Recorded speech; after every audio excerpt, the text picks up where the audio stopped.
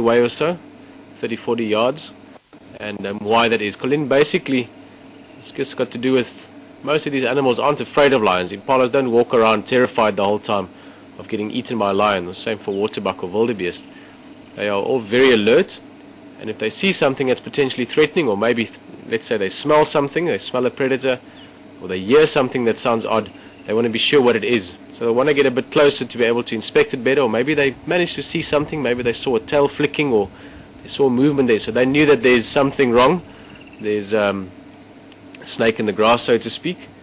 And they also know that at a certain distance, once they're aware of a predator, they can get away from it. So waterbuck knows if I've got a 20-25 meter head start on a lion, I can outrun it. And because of that, they can afford to get a bit closer to rather make sure what the problem or the threat is.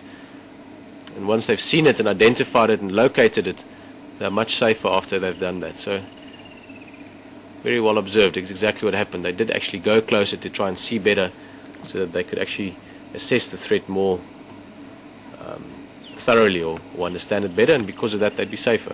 Probably once they figured out what she was, they went off to a certain distance, kept on grazing, and just kept an eye out more in that direction.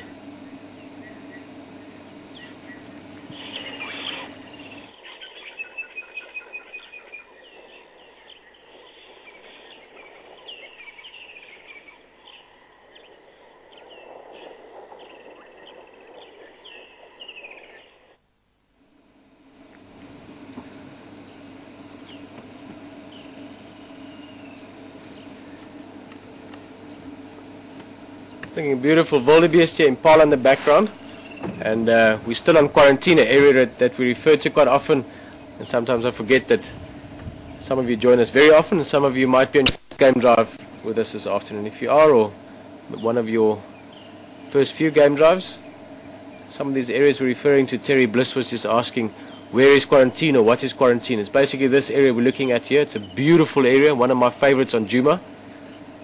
Used to be a village many years ago, and because of that got cleared to a large extent. And then also in the early years of Djuma Game Reserve, when they sometimes released animals back into this area, they would use it as a quarantine area. So it had a sort of a large camp around it, I guess, and you could release animals into it to settle down after transport or translocation.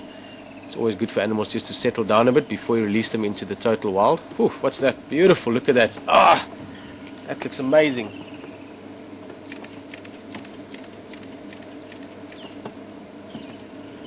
Something made them jump. Wildebeest don't seem too worried. I'm going to cut that answer a little bit short, Terry, but this is quarantine. That whole area you looked at now, the impala's running across it. It's very close to Voyatella Lodge, very close to Wild Earth Camp. And we've seen some amazing wildlife around here. Often at night, impalas and wildebeest sleep out here. We've seen some fantastic predators on here. And something's up.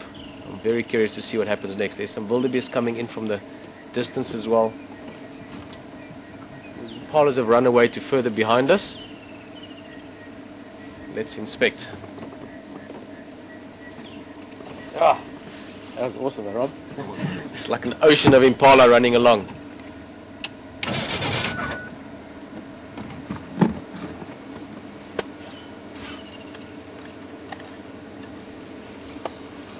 Okay. Sorry about that. It's the only way we can get it going. Why these guys are so nervous? The wildebeest don't seem too worried. Again, there's some behavioral. You can see these guys in front of us here, just grouping together, clustering together a little bit, but no major alarm calls yet. Might just be that one or two of those impalas are a little bit on the nervous or edgy side. As they ran, the rest of the herd followed. That's not uncommon for it to happen, but what are you guys going on about?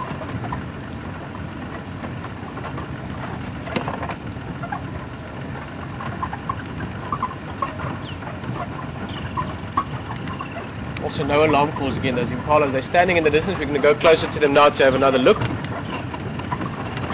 Typically, if they'd actually seen a predator, they'd seen a lion or a leopard or something like that, they would be barking or making those warning calls. Yeah, you can start seeing drizzle on the horizon there as well.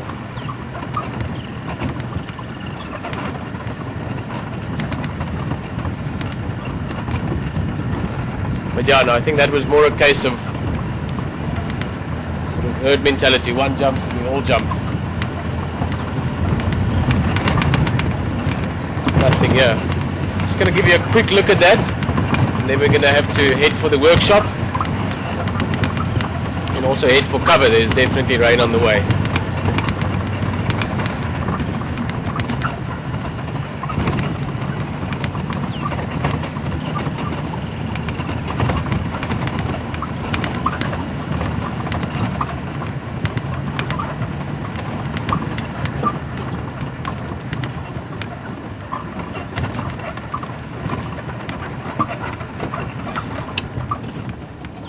Show you them. Okay, you can see the heads are up and they're looking around a bit, but there's not that very alert, very aware stance that you get when there's a predator about. Certainly glad they ran like that though. It's always very, very stunning to see that.